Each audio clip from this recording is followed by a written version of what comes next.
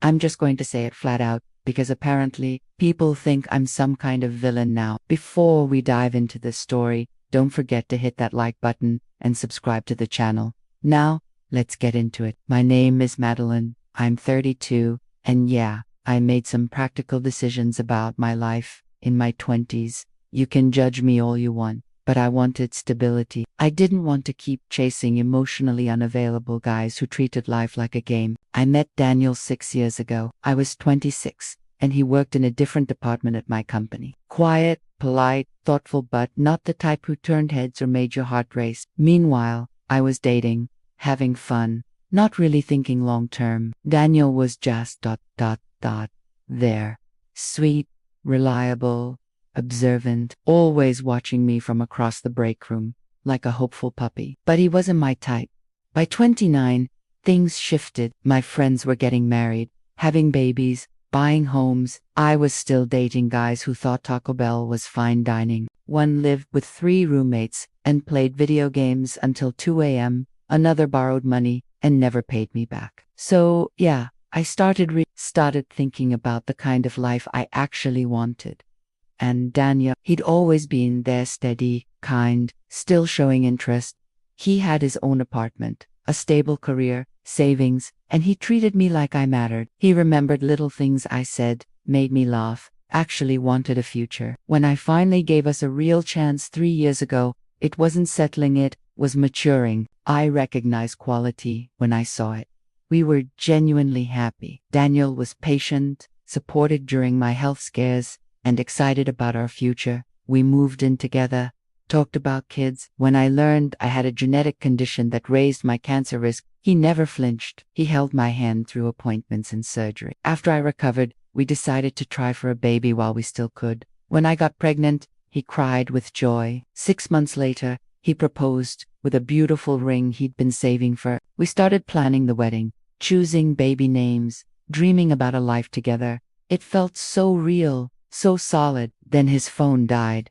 It was a Tuesday. He needed a device for work, so I offered him one of my old phones. I have 2 identical ones, and accidentally gave him the one with all my old texts still on it. I told him it was empty, told him to delete whatever. It never occurred to me that he'd actually go digging through my old private messages. That night, everything seemed normal until, around 9 p.m., I heard this strange sound from the living room, like he was shocked. I called out, and he didn't answer at first. When he finally spoke, his voice was cold. "Madeline, what phone did you give me?" That's when I realized what had happened. He had seen the messages, ones from a few years back between me and my best friend Nora, back when I was debating whether to give Daniel a real chance, back when I was being brutally honest about how he wasn't my type, but he was the most practical choice. I walked into the room, heart racing. "You want to explain this?" he asked, holding up the phone. I started to speak. That was 3 years ago. But he cut me off. He'd read everything, the parts where I said Daniel was the safest option, that he wasn't exciting, but dependable, that he had the best long-term potential out of everyone I knew. It sounded cold and calculated. And it was, in a way, but it wasn't the full story. It wasn't how our relationship became.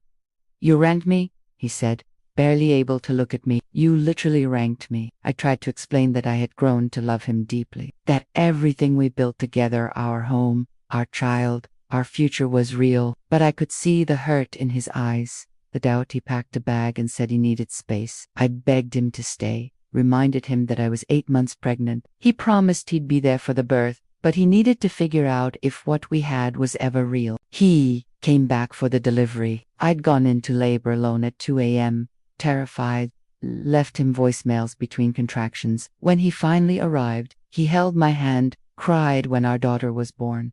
For a moment, I thought we were okay, but afterward, I felt the shift. He was polite, helpful, but distant. No more talks about our wedding. No more "I love you." I asked him one night if we were going to work through this. He said, "I don't know." After a week, he told me he'd found an apartment, said he'd support the baby, share custody, pay child support, but couldn't pretend anymore. "You settled," he said, "and I can't live with that." It wasn't pretend, I told him. It became real. Maybe for you, but I don't know what was real and what was convenient anymore.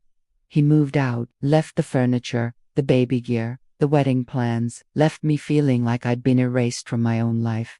People turned on me fast. I became the manipulative woman who trapped a good man. But you loved him, right? My mother asked.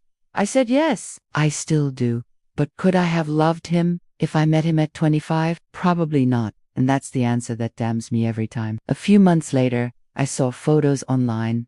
Daniel was engaged to someone named Rachel.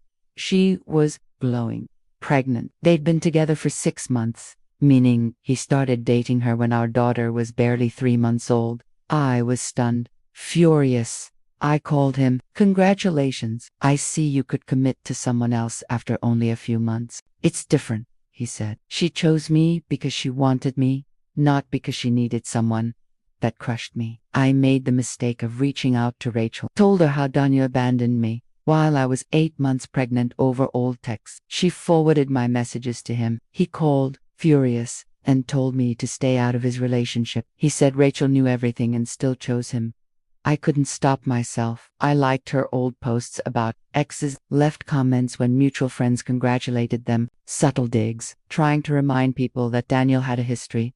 But he and Rachel looked happy, like actually deeply happy, not the contented partnership Daniel and I had built, and it drove me crazy. If he was capable of that happiness, why didn't he feel it with me? By the time their engagement party rolled around, I lost it. I crashed it, showed up in a dress, full makeup, ready to confront Rachel, but I wanted to warn her, to shake her into seeing who he really was. But she wasn't intimidated. She was composed, calm. Everyone stared. Daniel told me to leave or he'd call security. I yelled, said he was a coward, told her he'd leave her too, and then security escorted me out. Someone filmed the whole thing, posted it online.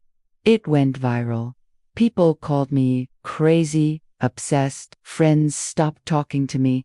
I lost my job over the publicity, all because I couldn't let go of the man I helped build into someone perfect only for him to give the best of himself to someone else. And still, no one sees what I see. Daniel didn't become this confident, stable, loving man on his own. I helped him become that. I supported him, stood by him. Rachel just got to enjoy the finished product. Now everyone sees her as the better woman because she chose him with her heart, but I chose him with my head and my heart. Eventually, they act like our love wasn't real because it started practical, but it became real. That should matter. I know I'm not perfect. I know I've made mistakes, but I also know this. Daniel left a family over pride. He destroyed the stability of his own daughter's life because he couldn't accept how adult relationships actually work. And now he gets to live my dream life with someone else. Everyone expects me to smile and co-parent like it doesn't hurt. But it does hurt watching Rachel raise Daniel's children, grow old with him, celebrate anniversaries. That should have been mine. It breaks me, but I'm not pretending. I'm not sugarcoating the truth to make anyone comfortable. Some call that bit. I call it honest. And I hope one day our daughter understands just how complicated truth can really be.